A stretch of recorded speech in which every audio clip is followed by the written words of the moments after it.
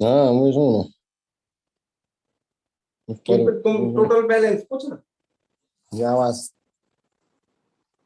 थोड़ा बहुत करा यार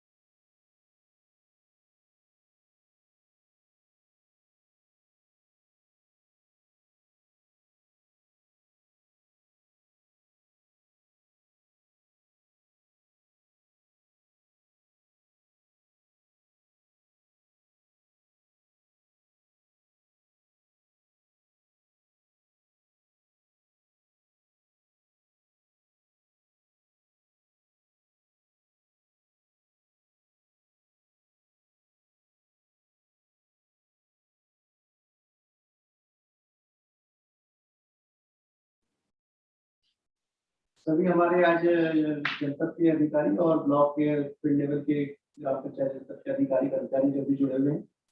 पंचायती राज विभाग और साथ में महिला सशक्तिकरण बाल विकास विभाग के भी अधिकारी कर्मचारियों को हमने रिक्वेस्ट करी थी इस कार्यक्रम में जुड़ने की। संभवतः वो भी सब हमारे साथ हैं। मुख्य कारण जो था आप लोगों से बात करने का,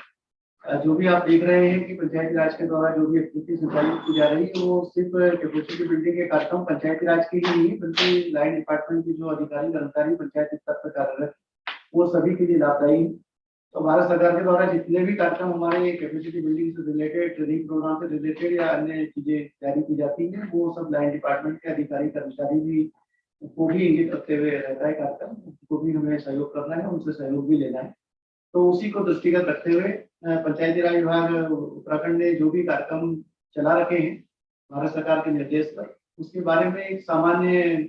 जानकारी के तौर पर सभी लोगों के पास में एक कॉमन प्लेटफॉर्म पे सुविधाएं जानकारियां उपलब्ध रहे, उसके लिए जो जो भी एफर्ट हमारे द्वारा किए गए हैं मुख्य रूप से उसको आप लोगों के साथ में शेयर करने के लिए ये चर्चा या बैठक आयोजित की गई। मैं सभी अधिकारी कर्मचारियों का जनपद स्तर के, ब्लॉक लेवल के और ग्राम पंचायत स्तर के, भले वो पंचायती राज विभाग के हों, आरडी के हों या हमारे महिला सशक्तिकरण बाल विकास के हों या प्रोफेशनल सेक्टर के हों, सभी का मैं हार्दिक स्वागत और अभिनंदन करता हूँ। और मैं चाहूंगा कि जितने भी कार्यक्रम हमारे द्वारा चल रहे हैं हेल्प डेस्क के माध्यम से पंचायतों को जो 29 सब्जेक्ट्स पे हमें सहायता उपलब्ध करानी है उससे रिलेटेड जो हमने कैपेसिटी बिल्डिंग के क्षेत्र में पंचायतों का जो भारत सरकार के भी निर्देश है, NIRDPR भी उसी लाइन पे काम कर रहा है। नियोजन विभाग के साथ में हमने जो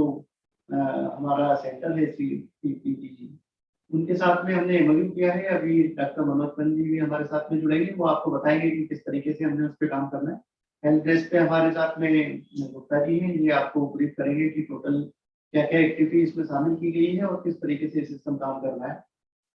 ई लर्निंग जो कि एक महत्वपूर्ण टॉपिक है हमारा, पंचायतों का सारे काम आप जानते हैं कि ऑनलाइन मोड में हो रहे हैं, कभी वो MIS के रूप में हो, ई ग्राम स्वराज पोर्टल के रूप में हो या अन्य तरीके की व्यवस्थाओं को संचालन के संदर्भ में हो। आप जानते हैं कि उस सभी को आपने करने के लिए कंप्यूटर से संबंधित जानकारी होना बहुत आवश्यक है। तो उसी के लिए ई लर्निंग का ट्रेनिंग प्रोग्राम भी हमने कंडक्ट कराया जा रहे हैं, जिसमें कि ऑनलाइन और ऑफलाइन दोनों ही कार्यक्रम है। पहले ये सिर्फ ऑफलाइन था, लेकिन कोविड की परिस्थितियों को देखते हुए और आने वाले समय में भी चूंकि ये परिस्थितियां सामान्य असामान्य होती रहेंगी, तो उसको दृष्टिगत रखते हुए उसे ऑनलाइन मोड में भी हमने अनुमति दी है। तो उसके बारे में भी गुप्ता जी आपको ब्रीफ करेंगे। साथ में हमने जितने भी हमारे ट्रेनिंग प्रोग्राम होते हैं उसको संचालन के लिए, कंडक्ट कराने के लिए डायरेक्टर लेवल पे एक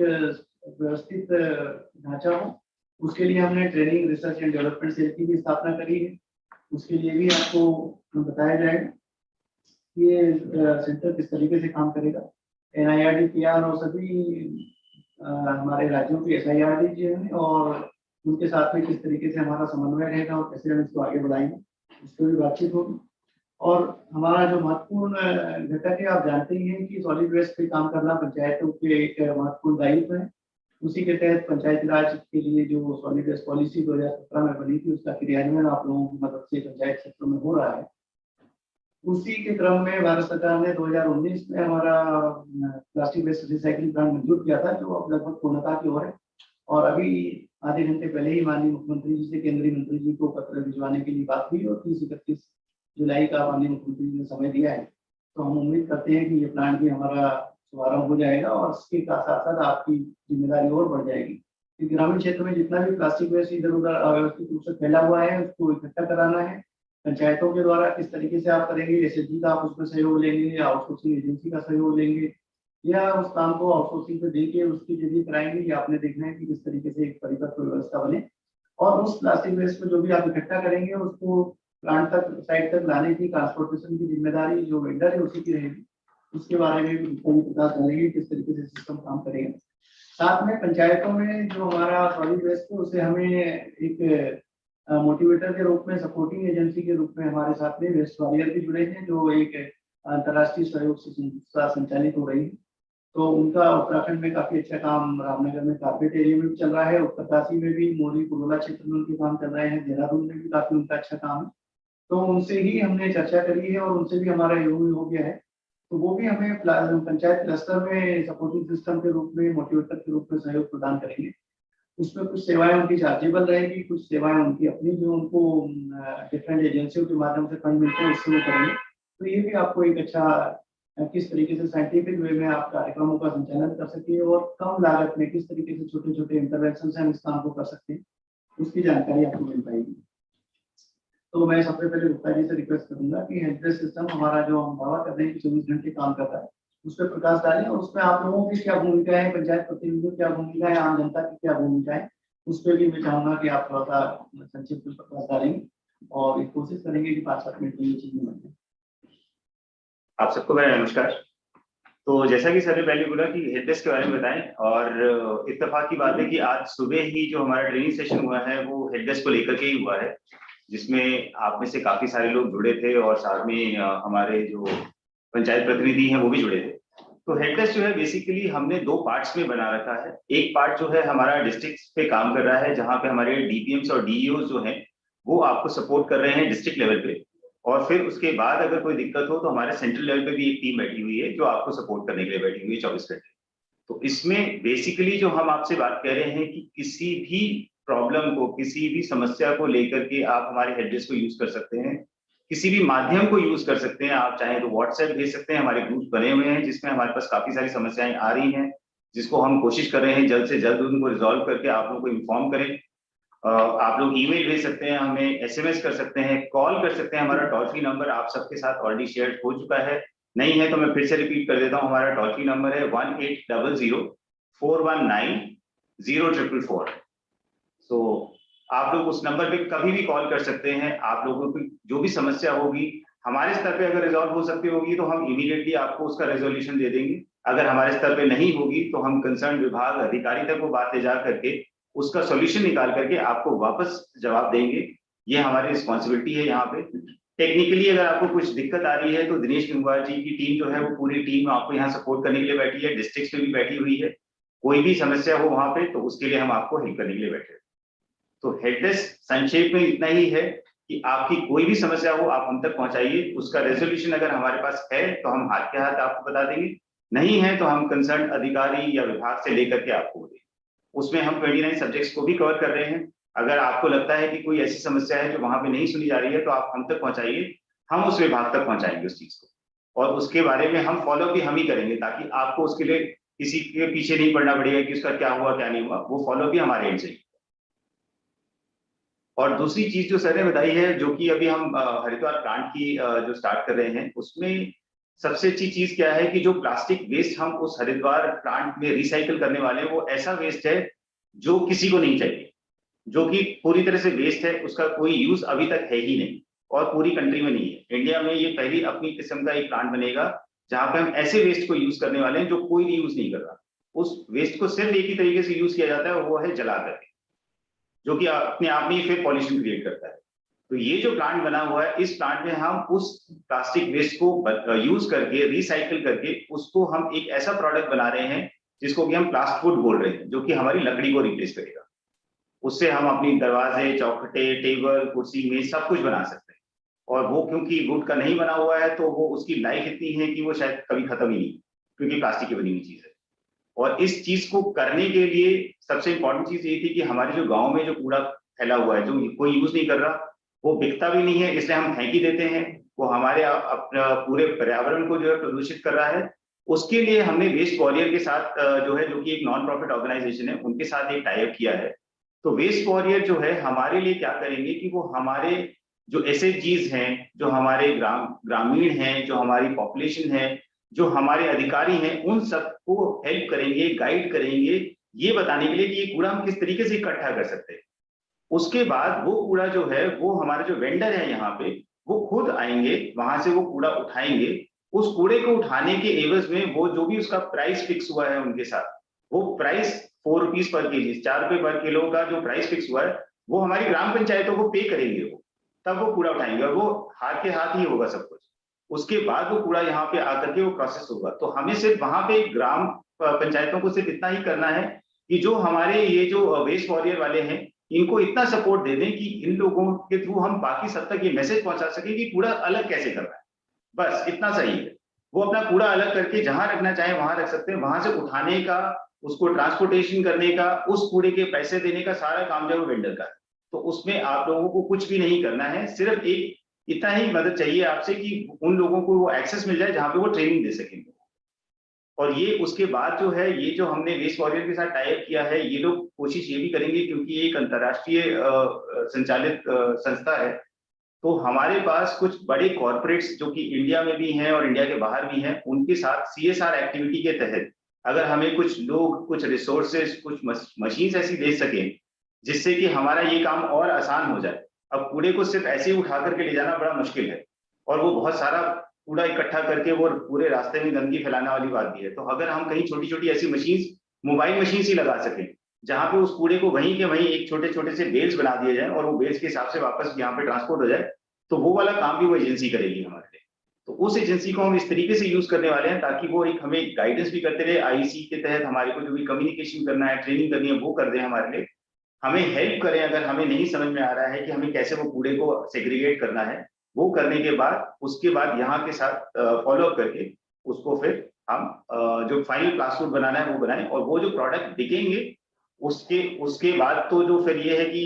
ये चीज जो है वो अपने आप में एक नई चीज बन रही है जो कि इंडिया में अभी तक हो नहीं रही है। तो ये एक हमारे हरिद्वार प्लांट के लिए के संदर्भ में यही था। तो मेरे ख्याल से ये 2 टॉपिक थे जो मुझे कवर करने थे। और कुछ है आंसर मुझे बताना?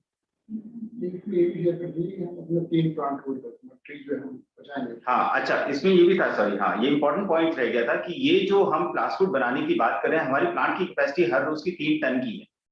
3 टन कूड़ा अगर हम इकट्ठा करते हैं तो, और ये प्लास्टिक बनाते हैं हम 3 टन से, तो जितना हमारा प्लास्टिक एक 3 टन के लॉट से बनेगा, ऐसा एक एस्टिमेशन है कि उससे हम हर रोज के 3 पेड़ बचाने वाले हैं।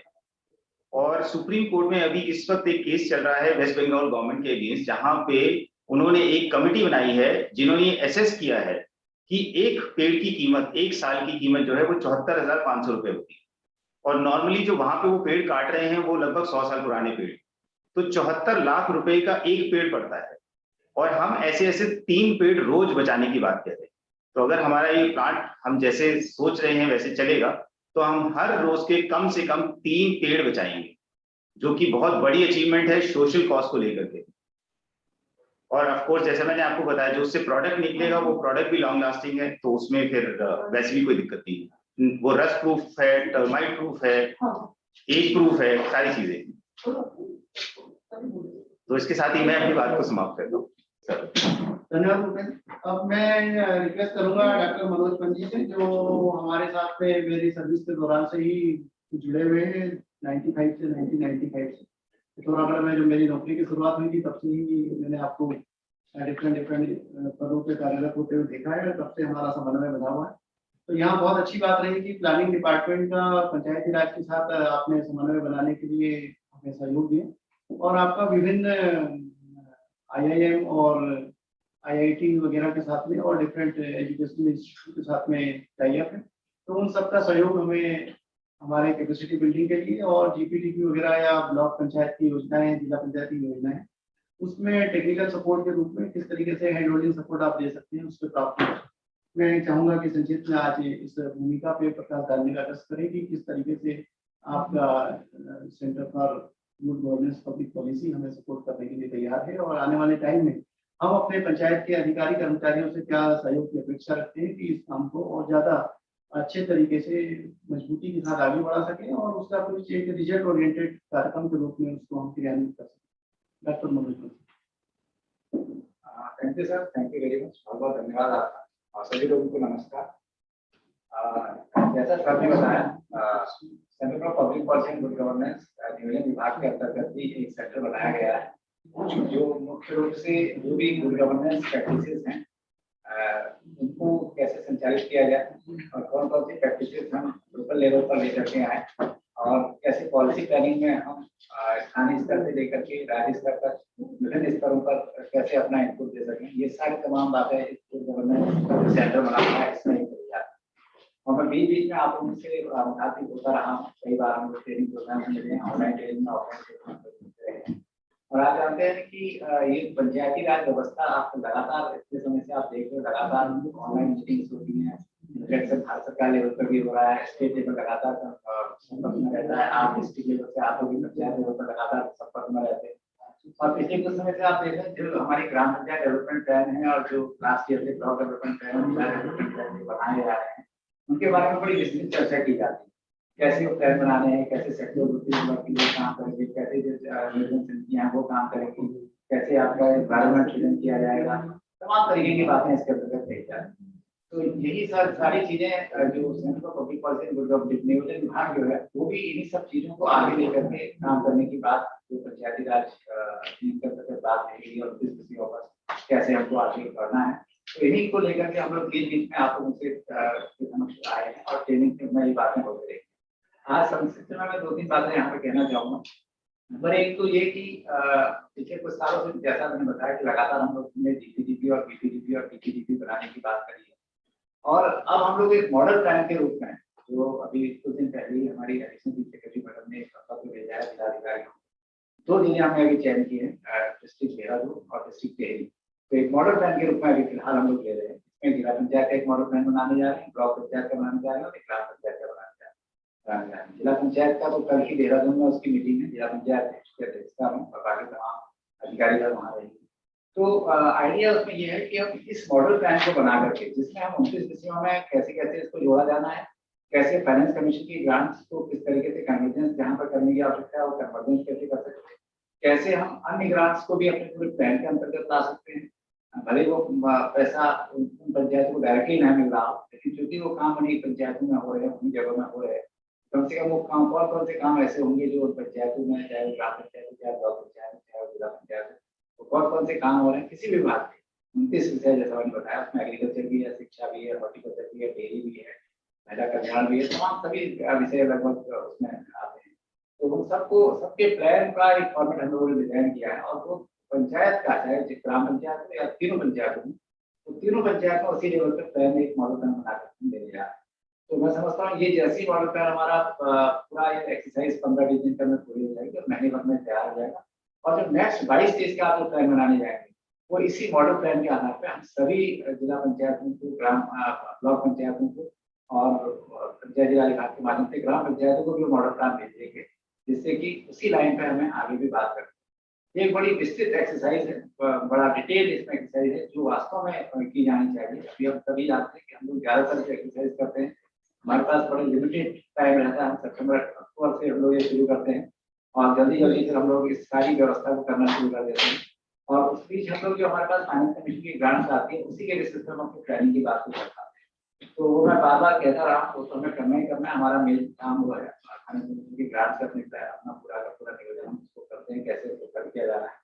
जो जिस काम के लिए दिया गया डाइट या डाइट की जो बातें करते हैं वो हम लोग तमाम बातें रखते हैं। लेकिन यहाँ पे हम लोग ज्यादातर कोशिश ये कर रहे हैं कि अन्य विभाग की जो अपनी अपनी स्कीम चला रहे हैं, चाहे गांव के अंदर चला रहे हैं, ब्लॉक के अंदर वो स्कीम चलेगी और पूरे जिले के अंदर वो स्कीम अलग अलग गाँव के और ब्लॉक में चलेगी,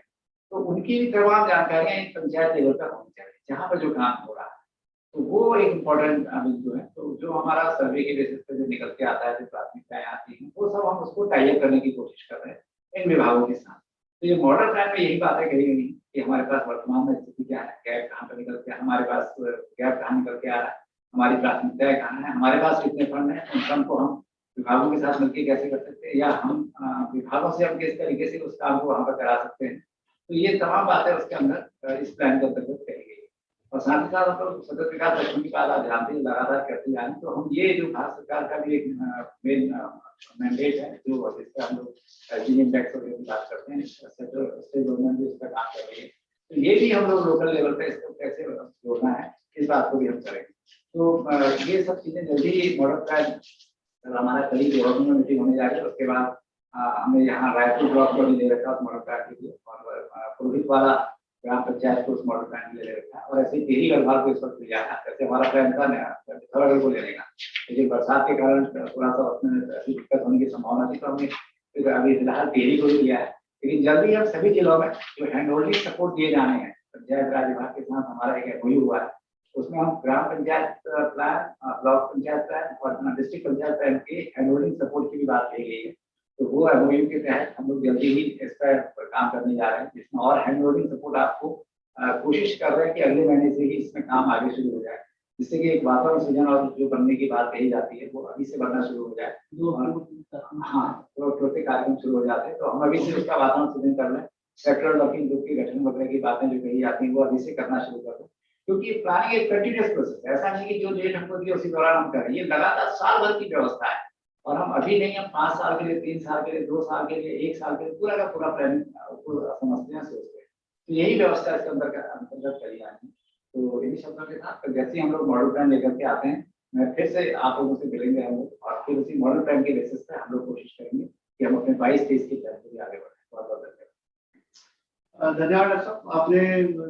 किस तरीके से हैंड होल्डिंग सपोर्ट आप हमें प्रदान करेंगे और किस तरीके से नियोजन प्रबंधन में विभिन्न आपके साथ जो संस्थाएं जुड़ी हुई है, भले ही वो IIT हो या IIM हो या अन्य एजुकेशनल इंस्टीट्यूट हो, उनके जरिए कैसे आप काम को आगे बढ़ाएंगे। अब मैं चाहूंगा कि जो training research and development cell, जिसके बारे में मैंने आपको बताया था कि किस तरीके से हम जितने भी हमारे ट्रेनिंग प्रोग्राम है, कैपेसिटी बिल्डिंग से रिलेटेड हो, लाइन डिपार्टमेंट के अधिकारी कर्मचारियों के बारे में हो, GPDP से रिलेटेड हो, या जो भी हमारे विभागीय कार्यक्रम चल रहे हैं, या जो भी हमारा ई-ग्राम स्वराज पोर्टल से रिलेटेड एक्टिविटी है उसके बारे में हो। जैसे मैंने आपको पहले बताया था कि जो कंप्यूटर नॉलेज से संबंधित पार्ट है, उसके लिए तो हमने ई लर्निंग के रूप में ट्रेनिंग प्रोग्राम डिजाइन किया है, जो ऑनलाइन और ऑफलाइन दोनों मोड में चलेगा। और इसके साथ साथ में वो एक मोबाइल वैन के रूप में भी हमारी परिकल्पना है, वो आने वाले हो सकता है 3-4 महीने के अंदर क्रियान्वित हो सकेगी। तो उसमें जिलों में मोबाइल वैन के रूप में भी कंप्यूटर लैब रहेगी, जो क्षेत्रों में जाके आपके ब्लॉक लेवल पे या गाँव लेवल पे जाके जो भी हमारे पार्टिसिपेंट्स हैं, पंचायत प्रतिनिधि, उनको उसके बारे में जानकारी मुहैया कराएंगे।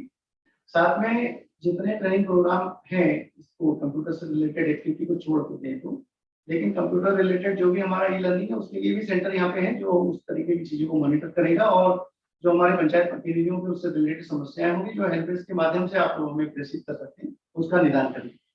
उसके अतिरिक्त ट्रेनिंग प्रोग्राम और जितना भी हमारा NIRD PR के साथ में कोलैबोरेशन है, जो पिछले साल 2 साल पहले जब प्रतियोगिता में जो हमारी स्टेट टीम अफसर थी वो आई थी, तो उनके साथ में जो भी परिचर्चा हुई थी कि हमारे यहाँ एक ट्रेनिंग सेल होना चाहिए जो इन गतिविधियों को संचालित करे। और NIRD PR ही नहीं बल्कि सभी देश के जितने भी SIRD हैं उनके साथ कोलैबोरेशन करें, और जो भी उनकी बेस्ट प्रैक्टिसेस है वो हमारे पंचायतों में आए, और जो हमारी बेस्ट प्रैक्टिसेस है वो अदर स्टेट्स में के लिए रोल मॉडल के रूप में हमारी पहचान बने।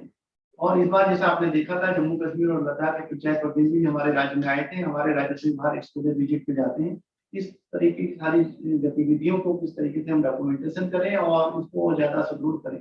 उन सभी चीजों के लिए यहाँ पे training research and development cell का गठन किया गया है, जो 15 जुलाई से कार्यरत हो गया है। उसकी भूमिका के बारे में और वो कैसे आगे काम करेगा उसके बारे में मैं डॉक्टर कंचन नेगी, जो ट्रेनिंग फील्ड की एक इंटरनेशनल एक्सपोजर की ज्ञान रखती है और इसमें उनका डॉक्टरेट भी है, मैं उनसे रिक्वेस्ट करूंगा कि 5-7 मिनट में आप इसको हमारे सभी साथियों अधिकारियों को बताने का प्रयास। थैंक यू सर, सभी को मेरा नमस्कार। मेरे ख्याल से मुझसे पहले मनोज खान जी ने बताया होगा कि प्लानिंग की क्या इम्पोर्टेंस है, और हर एक चीज में प्लानिंग बहुत इम्पोर्टेंट रहती है। देन प्लानिंग के बाद ये जो ट्रेनिंग, रिसर्च एंड डेवलपमेंट है, ये बहुत ही वाइटल रोल प्ले करता है, क्योंकि हम जो भी काम कर रहे हैं, जो भी गतिविधियां हमारे स्टेट में चल रही हैं, वो जब तक कि एक प्रॉपर एक फॉर्मेट में यदि वो निकल के सामने नहीं आएंगी, तो आई थिंक हम अपने काम को अच्छे से दिखा नहीं पाएंगे। सो आई गेस ये जो ट्रेनिंग का रिसर्च एंड डेवलपमेंट सेल है, इसमें आपके IC एक्टिविटीज भी इन्वॉल्व हो रही है, साथ में रिसर्च वर्क। फॉर एग्जाम्पल, यदि आपको कोई किसी फील्ड में आप लोग कुछ एक आउटकम निकालना चाह रहे हैं, उसके लिए रिसर्च भी आप लोग करते हैं,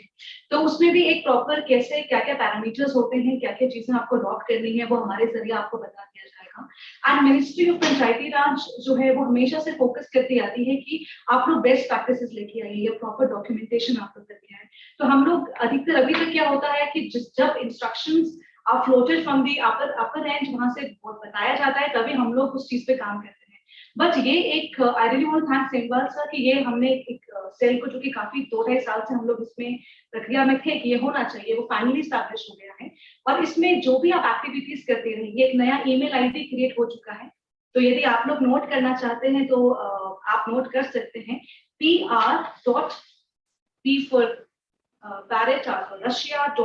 .TRDC, T for Tamarind, R for Russia, D for Denmark, C for China, मैं रिपीट करती हूँ pr.trdc@gmail.com। ये एक ईमेल आईडी एक्सक्लूसिव इसी के लिए क्रिएट की गई है ताकि ट्रेनिंग्स के बारे में कुछ भी इंफॉर्मेशन आपको चाहिए या जब आप कर रहे हैं उसके बाद जो आप पोस्ट कर रहे हैं चीजें, फोटोग्राफ्स या अपना राइटअप्स, वो भी आप इसमें आप डाल सकते हैं। फीडबैक्स या कोई भी दिक्कत आपको आई है वो भी आप इस मेल के माध्यम से डाल सकते हैं। दूसरा होता है सर्वेस। मिनिस्ट्री काफी बार सर्वेस कंडक्ट कराती है। हमारा जो ये सेल है, ये सिर्फ द बेस्ट पार्ट इज कि खाली स्टेट के साथ ही नहीं काम कर रहा है, ये अन्य स्टेट्स के लिए भी एक एक्सटेंडेड सपोर्ट के रूप में काम करेगा। So as we all know that NIRDPR एक नेशनलाइज एक एक्सटीम्ड इंस्टीट्यूशन है। लेकिन वो भी अपने जो मिनिस्ट्री उनको काम देती है उसके बाद फिर भी उनको एक्सटेंडेड सपोर्ट की आवश्यकता पड़ती है, तो इसीलिए हमारा सेल उनको भी एक्सटेंडेड सपोर्ट प्रोवाइड करेगा। जैसे कि सर ने कहा, जितने भी SIRDs हैं उनसे समन्वय स्थापित करना वो हमारा एक रोल रहेगा। उसमें बेस्ट पार्ट रहेगा कि जो आप लोगों की सक्सेस स्टोरीज है वो हम डॉक्यूमेंट करके अन्य स्टेट्स को भेजेंगे। फॉर एग्जांपल जैसे मध्य प्रदेश में उनका अलग से पब्लिकेशन निकलता है, SIRDs निकालता है, हर महीने उनका पब्लिकेशन है। तो हम भी इसी लाइन पे हम लोग आगे जाएंगे कि हमारे स्टेट की बेस्ट प्रैक्टिसेस आगे अन्य स्टेट्स में पहुंचे, पैन इंडिया, चाहे वो नॉर्थ ईस्ट की बात करें, साउथ की बात करें, वहां पहुंचे, उनकी एक्टिविटीज, उनकी सक्सेस स्टोरीज हम लोग यहाँ पे लेके आए, सो दैट एक दूसरे का एक मोराली बूस्टअप नहीं होगा। At least we all will be aware what actually is going on, क्योंकि पूरे भारत देश में पंचायत अच्छा काम कर रही है और हमारे स्टेट के लिए भी एक रोल मॉडल साबित होगा। हमारे स्टेट में for example solid waste management policy है या सॉलिड वेस्ट में कॉम्पैक्टर्स लग रहे हैं, ये या प्लास्टिक क्या वो पूरा प्रोडक्ट बन के आ रहा है, ये अपने आप में बहुत ही एक बहुत यूनिक एक कॉन्सेप्ट है, एक प्लांट है। तो हम चाहेंगे जो भी ये सारे हमारी एक्टिविटीज है वो एक प्रॉपर एक चैनल के थ्रू डॉक्यूमेंट हो, बिकॉज वी ऑल नो कि स्टेट में हमारे उत्तराखंड में हिंदी में काम होता है, बट मिनिस्ट्री ऑलवेज एक्सपेक्ट्स कि इंग्लिश में properly well design, well formatted उनको डॉक्यूमेंटेशन, एक लेआउट प्रॉपर तैयार करके उनको दिया जाए। So that is the main reason for this training and development cell, wherein हम लोग आपसे रॉ डेटा लेंगे, आपको सिर्फ कुछ एक्स्ट्रा एफर्ट की जरूरत नहीं है। जो भी आप डेली की गतिविधियां कर रहे हैं या आपको लगता है कि ये एक बेस्ट प्रैक्टिसेस के रूप में निकल के आ सकता है, so kindly simply mail. Our team will analyze that raw data, उसको देखिए कि किस हेड में वो आ सकता है और उसके बाद उसको लेआउट डिजाइन करने के बाद उसको हम आगे भेजेंगे। एंड सिमिलरली आप सभी को अन्य स्टेट्स का भी हम आपको जो भी उनके अचीवमेंट्स है वो हम आपको आपके पास भेजेंगे। सो आई थिंक हम लोग सब अवेयर हो जाएंगे कौन सी पंचायत कैसे OSR जनरेट कर रही है, कैसे हम लोग आगे बढ़ रहे हैं, तो दिस इज वेरी इंपॉर्टेंट। और इसके साथ जैसे मैंने बताया था कि एक रिसर्च के इंपॉर्टेंट पार्ट सर्वेस होता है, फीडबैक होता है। At one point of time, we all are doing our level best, we understand. लेकिन जब तक वो फीडबैक ना आए तो ग्रासरूट लेवल पे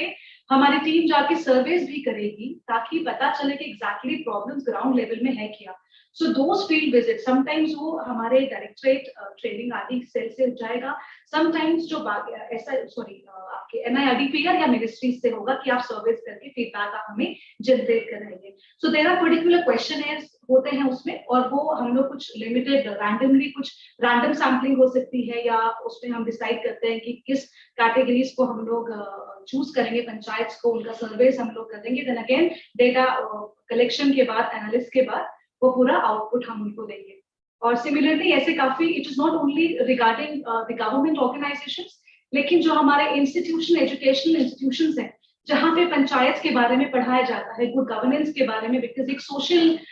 एस्पेक्ट है, तो जिन भी यूनिवर्सिटीज में pan India, in fact abroad as well, कुछ जगह में यहाँ पे फॉर एग्जाम्पल सॉलिड वेस्ट के बारे में एक कंटेंट है सॉलिड वेस्ट, उसके बारे में रिसर्च यदि होती है, so we have broadened our horizons on that particular aspect कि हम उस इंटरनेशनल प्लेटफॉर्म तक भी अपने इस डायमेंशंस को स्प्रेड करेंगे with your collaboration and assistance. तो मैं यही चाहूंगी कि बहुत एक अच्छी पहल होगी, काम तो हम इसमें पहले से करते आ रहे थे, बट एक प्रॉपर एक चैनलाइज्ड वे मिल जाएगा। And as per the directions floated by the directorate of Panchayati Raj Uttarakhand हम लोग काम करेंगे और अक्रॉस इंडिया हम लोग इसको स्प्रेड करेंगे और in fact at international platform also with the motive of achieving जो हमारे SDGs हैं, जो सस्टेनेबल डेवलपमेंट गोल्स हैं, उनको अचीव करते हुए हम आगे बढ़ेंगे। End of course planning department का समन्वय तो है ही हमारे साथ, MOU हो ही हुआ है हमारा उनके साथ, तो proper with cooperation and coordination हम लोग आगे बढ़ेंगे। तो इन्हीं शब्दों के साथ थैंक यू सो मच। धन्यवाद डॉक्टर कंचन जी। ये जो बातें हुई रिसर्च डेवलपमेंट सेल की, ये सिर्फ ट्रेनिंग से रिलेटेड चीजें ही नहीं, बल्कि 5 हिमालयन स्टेट्स जो हैं, जो पंचायती राज विभाग जिनके लिए काम कर रहा है एक अलग से पॉलिसी मेकर के रूप में, उसमें भी हम किस तरीके से उन पॉलिसी को स्ट्रेंथन कर सकते हैं और 5 हिमालयन स्टेट की जो कॉमन प्रॉब्लम है उसको कैसे हम दूर करने में सहयोग कर सकते हैं, उसमें भी हमारा योगदान रहेगा। और जिस तरीके से जम्मू कश्मीर और लद्दाख का हमारे यहाँ ट्रेनिंग एक्सपोजर विजिट हुआ था, उसके क्रम में आगे बढ़ते हुए लद्दाख को हम वॉलेंटरी उनके लिए ट्रेनिंग के लिए भी हम सपोर्टिंग रोल में आगे आने वाले हैं। और इस साथ ही अन्य राज्यों के लिए पंचायत राज सिस्टम में प्रशिक्षण के संदर्भ में हम किस तरीके से उनकी मदद कर सकते हैं, उसके लिए भी ये सेल काम करेगा। इसी में आगे बढ़ते हुए जो पिछले 3 वर्षों के चैलेंजेस मैंने देखे, जो हमारे PRI की इलेक्टेड रिप्रेजेंटेटिव की जो ट्रेनिंग के संदर्भ में एक्सपोजर विजिट में, जहां हमारे पास NIRD PR एक सपोर्ट संस्था के रूप में कार्यरत है, अदर स्टेट की बेहतर एक्टिविटी के लिए भी जहां SIRD हमें सपोर्ट करने को तैयार है।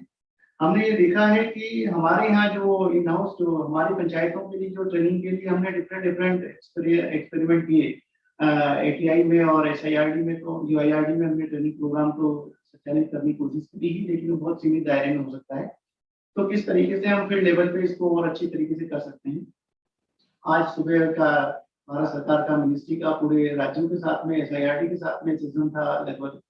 11 बजे 10:30 बजे से लेके 2 बजे तक का, और अभी 3 बजे दूसरा सेशन उनका चल रहा है। उसमें भी सचिव भारत सरकार के द्वारा NIRD PR के द्वारा जो बातें बताई गई वो कमोबेश वही है जिसके बारे में इतने लंबे समय से हम लोग चर्चा करते आ रहे हैं, भले प्लानिंग डिपार्टमेंट के साथ या आप लोगों के साथ। उन्होंने भी उसी मुद्दों पर जोर दिया कि जो हमारे पास मौजूदा ब्लॉक लेवल पे या पंचायत लेवल पे संसाधन उपलब्ध है, उनका हम उपयोग लें और स्थानीय स्तर पर किस तरीके से जो ट्रेनर के रूप में हमें संसाधन उपलब्ध हो सकते हैं। उसमें हो सकता है ग्राम विकास के लोग हों, पंचायत राज के हों, इसके अलावा हॉर्टिकल्चर है, एग्रीकल्चर है, या अदर डिपार्टमेंट जो विलेज लेवल पे, पंचायत लेवल पे ग्रामीण नियोजन में काम कर रहे हैं, उनके जो रिटायर्ड अधिकारी कर्मचारी हैं, उनका ब्लॉक लेवल पे जो निवासरत है आज की तारीख में, उनका हम एक पैनल बना लें, 5, 7, 10 लोग जितने भी हमें मिल जाते हैं। मैं डॉक्टर पंजी से भी रिक्वेस्ट होगी कि इसमें वो हमारी मदद करें और उनके जरिए हम किस तरीके से हमारा जो ट्रेनिंग प्रोग्राम है उसको हम कंडक्ट कराएं। क्योंकि हमने डिफरेंट मोड देखे, अपनी संस्थाओं का हमने चयन करा था, उनके जरिए हमने मार्च में उनको ब्रीफिंग सेशन यहाँ रखा 3 दिन का। काफी कुछ समझाने के बावजूद उनको हमने फील्ड में भेजा, लेकिन रिजल्ट में ये देखने में आ रहा है कि जो जिस तरीके की पंचायत प्रतिनिधियों की उम्मीदें थी कि ऐसा ट्रेनिंग प्रोग्राम होना चाहिए, उसमें हम सफल नहीं हो पाए। क्योंकि जितना वो चाह रहे थे उतनी चीजें या तो वो बता नहीं पा रहे हैं या उतना वो समय नहीं निकाल पा रहे हैं। तो अगर ये पंचायत लेवल पे बताने के लिए हमारे ब्लॉक लेवल के अधिकारी कर्मचारी जो रिटायर्ड हो गए, अगर उनका हम सहयोग लेंगे, क्योंकि पूरी जिंदगी पूरी नौकरी में उन्होंने वही काम किए हैं जो पंचायतों के लिए जरूरी है, तो उसको ज्यादा अच्छी तरीके से बता पाएंगे, उनकी समस्याओं के समाधान के बारे में भी और ज्यादा बेहतर तरीके से कैसे करना है। और जहाँ तक मॉडर्न टेक्निक्स की बात है या जो भी रिसर्च हो रही है उसके बारे में जानकारी की बात है, या भारत सरकार के जो भी निर्देश है उसकी बात है, उसमें प्लानिंग डिपार्टमेंट का जो चेन हमारे साथ जुड़ा हुआ है वो इसमें मदद कर सकता है इनरोलिंग सपोर्ट के रूप में। तो इसमें भी मेरा आपसे रिक्वेस्ट होगी कि ब्लॉक लेवल पे आप देख लें, जो भी हॉर्टिकल्चर, एग्रीकल्चर या हमारे पंचायत राज ग्राम विकास के रिटायर्ड अधिकारी कर्मचारी हों, जो जिनका इसमें रुचि हो लोगों को प्रशिक्षण देने के संदर्भ में, आप उनका 5, 7, 10 लोगों का एक हमें टीम बना के उसकी जानकारी मुहैया कराएं, ताकि उनके जरिए हम इस कार्यक्रम को और ज्यादा बेहतर तरीके से संचालित कर सकें। इसके आगे मैं चाहूंगा कि जो प्लास्टिक वेस्ट रिसाइकलिंग प्लांट हमारा बन रहा है उसके बारे में आप थोड़ा बताएं। वेस्ट वॉरियर हमें कैसे सपोर्ट करेगा, और ई लर्निंग का हमने बता ही दिया आपको कि हमारा जो है उसको मोबाइल वैन के रूप में भी हम इसको शुरू करने जा रहे हैं। हालांकि अभी वो प्लानिंग फेज में, हो सकता है 2-3 महीने उसी क्रियान्वयन में लगे। और CPPGG जो किस तरीके से हमें सपोर्ट कर रहा है डॉक्टर साहब ने बता ही दिया। अब सॉलिड वेस्ट पे चूंकि हमने एक एक्सपोजर विजिट इंदौर का रखा था, जो पिछले 4 वर्षों से लगातार देश में 1 नंबर पे क्लीन सिटी के रूप में आ रहा है, तो उसके अनुभव के लिए और उसके जो भी हमारे लिए सीख हो सकती है, हमारे राज्य के लिए एक बेहतर व्यवस्था हम दे सकते हैं। उसके लिए मैं चाहूंगा कि जी से वो थोड़ा सा 5 मिनट का।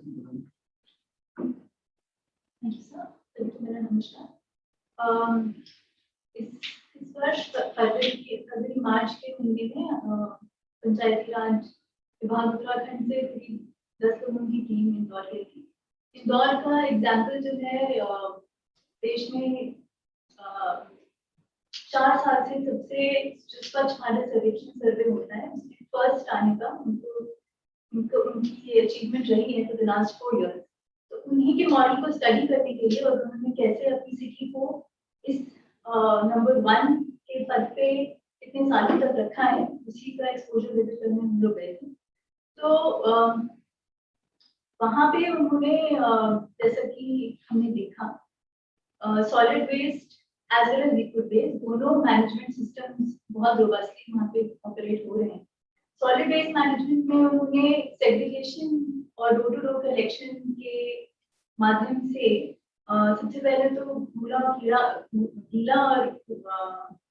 सूखा वेस्ट अलग अलग करने के साथ साथ फिर उसको कलेक्ट करके अलग अलग प्रोसेसिंग सेंटर्स पे, जैसे जो वेट वेस्ट है उसका वो बायोमिथिनेशन प्लांट वहाँ पे सेटअप हुआ है, जिससे वो मीथेन बना रहे हैं और इलेक्ट्रिक बसेस इंदौर की उससे चल रही हैं कुछ। साथ ही जो उनका सूखा वेस्ट है वो सब कलेक्ट होके सेग्रीगेट होके उसको फिर वो वॉश करके बेल करके और उसके वो रिसाइकलिंग प्लांट नेत्रा के थ्रू हमने सेटअप किया है, जो कि आई थिंक इंडिया का one of the biggest plants है। बाकी जो मेन वहाँ पे अचीवमेंट इंदौर में अकम्प्लिश की है वो है एटीट्यूड चेंज में, वो है लोगों के बिहेवियर चेंज में, जिससे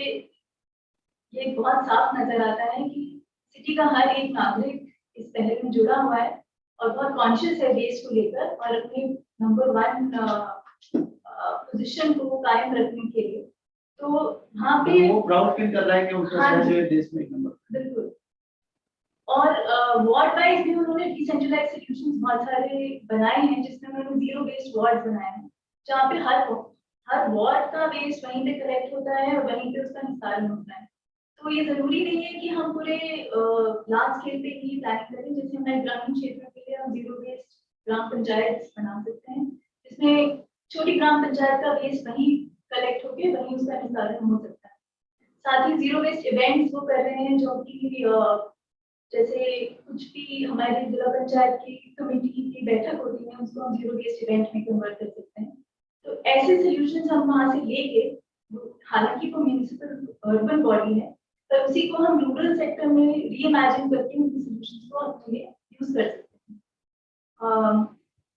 इसमें 2 चीजों का बहुत महत्वपूर्ण रोल रहेगा, एक टेक्नोलॉजी का जिसका हम साथ ले सकते हैं, प्लस लोगों के एटीट्यूड चेंज का, क्योंकि लोगों के बिना वो टेक्नोलॉजी फेल हो जाएगी। इसलिए दोनों चीजों की तरफ काम करने की जरूरत है इसमें। इसी के लिए हम सबका सहयोग, जो टेक्नोलॉजी से हम मदद ले सकते हैं, प्लस जो अवेयरनेस हम ग्राउंड पे जनरेट कर सकते हैं, जैसे कि अभी हरिद्वार वाला plastic waste recycling plant start होने जा रहा है, उसमें वेस्ट वॉरियर्स के थ्रू एसएचजी के थ्रू जितनी अवेयरनेस हम फैला सकते हैं, जितना हम सेग्रीगेशन पे जोर दे सकते हैं, उसी से ये पहल उतनी ज्यादा सक्सेसफुल होगी। इसी के लिए इसके साथ मैं धन्यवाद। अब आज का इस कार्यक्रम को हमारा कंडक्ट करने का मकसद यही था कि डायरेक्टिव लेवल पे जो भी इनिशिएटिव लिखे गए हैं पंचायतों के सुदृढ़ीकरण के लिए, वो आपकी जानकारी में आए और इसको आप पंचायत तक पहुंचा सकें। इसका हालांकि यूट्यूब पे भी हमारा ये चीज मौजूद रहेगी, जिसके जरिए भी आप इसका हर ग्रामीण नागरिक के पास पहुंचा सकते हैं कि पंचायती राज विभाग आपके कैपेसिटी बिल्डिंग के लिए, पंचायतों की समस्याओं के निराकरण के लिए क्या क्या कदम उठा रहा है, ताकि आम जनता इसकी जानकारी रहे। जो हमारा टोल फ्री नंबर है जो हेल्पडेस्क के रूप में काम कर रहा है, वो आप सब लोग जानते ही हैं, 1800 419 जो है। तो इसके लिए आप सभी पंचायतों में इसके फ्लेक्स लगाएं या वॉल पेंटिंग कराएं या जिस तरीके से इसको प्रचारित कराएं, हर ब्लॉक ऑफिस में और आपके जिला पंचायत के ऑफिस हो या डीपीआरओ के ऑफिस हो, उसमें भी इसका होना चाहिए लोगों की जानकारी के लिए। नोटिस बोर्ड पे लगा हुआ ताकि लोग उसे पढ़ सके, देख सके और उसमें अपनी समस्याएं रख सके, तभी हम इसको ज्यादा सक्सेसफुल मोड में क्रियान्वित कर पाएंगे। एक महत्वपूर्ण बात जो छुटी हुई है, महिला बाल विकास के लोग भी हमारे साथ जुड़े हुए हैं, प्रोफेशनल सेक्टर के भी लोग जुड़े हुए हैं, जो पिछले मार्च 2020 के बाद से कोविड-19 की प्रकोप के कारण बच्चे यतीम हुए हैं या सिंगल पेरेंट्स उनका जो कमाऊ सदस्य थे उनकी मृत्यु होने के कारण वो निराश्रित हो गए हैं। ऐसे बच्चों के कल्याण के लिए जो राज्य सरकार ने 3000 रुपये पर मंथ की जो स्कीम लागू की है, जो 1 जुलाई से दे, हम चाहेंगे कि उसमें 2000 प्लस बच्चे आइडेंटिफाई हुए हैं। आप लोगों की मदद से जल्दी उनके फॉर्म भरा जाए, उनकी जो औपचारिकताएं पूरी हो जाए और हर जिले में जिलाधिकारी महोदय के लेवल पे ही उसकी स्क्रूटनी होनी है और उसकी सैंक्शन जारी होनी है। उसमें आप लोग जरा अपना रोल अदा करें। बहुत बार कहने के बावजूद भी अभी 700-800 के करीब ही मुझे जानकारी मिली कि मामले हम कंप्लीट कर पाए, जबकि 2000 कोई ज्यादा बड़ा नंबर नहीं होता है। तो जो भी लोग जिस जिले में भी ये मामले छूटे हुए हैं, मेरा सभी अधिकारियों से सिर्फ प्रोविजन सेक्टर के नहीं, महिला बाल विकास के भी और पंचायत राज के भी सभी अधिकारी कर्मचारियों से आग्रह होगा कि जो भी ऐसे बच्चे हैं जिनके इस तरीके के फॉर्म भरना छूटे हुए हैं, तहसील प्रशासन के सहयोग से उनका फॉर्म कंप्लीट कराएं और जिलाधिकारी लेवल पे जो मीटिंग होनी है उसमें प्रोविजन सेक्टर और बाल विकास के डीपीओ और हमारे डीपीआर और सभी से मेरी रिक्वेस्ट होगी कि उसे जल्दी से जल्दी आप उस स्कूटी कमेटी से पास करा के उनकी औपचारिकताएं पूरी कराएं। यहाँ पे जो जानकारी आ रही है उसमें आपने उनका बैंक अकाउंट जो भी होगा उसकी डिटेल देनी है, IFSC कोड और सही अकाउंट उनका ऐसी जगह में खोलना है जो PFMS से पेमेंट करने के लिए सक्षम बैंक हो, ब्रांच हो, ताकि उनका यहाँ से डायरेक्टली पेमेंट हर महीने समय पे जारी हो सके। आने वाले समय के लिए मोहन चौधरी बता रहे थे कि वो कोई पोर्टल भी डेवलप कर रहे हैं जिसमें सारी चीजें ऑनलाइन MIS सिस्टम रहेगा और उसको अंतिम 21 साल की उम्र तक जो हमारी देयता है समय पे फिर उसे सरकारी दफ्तरों के चक्कर काटने की जरूरत नहीं होगी, समय पे उसके खाते में पैसा जाता रहेगा। इस तरीके की व्यवस्था भी हम बनाने जा रहे हैं, लेकिन मेरा सभी से आग्रह होगा कि 2-3 दिन के अंदर जितने भी फॉर्म की औपचारिकता है वो उसे पूरी करा दें और जिला लेवल पे जो जिलाधिकारी महोदय की कमेटी है उसे उसको पास करा दें ताकि सभी बच्चों को हम समय पे राहत सहायता राशि जो देनी वो दे सकें। सभी को मेरा धन्यवाद और इस कार्यक्रम में जुड़ने के लिए सबका शुभकामनाएं।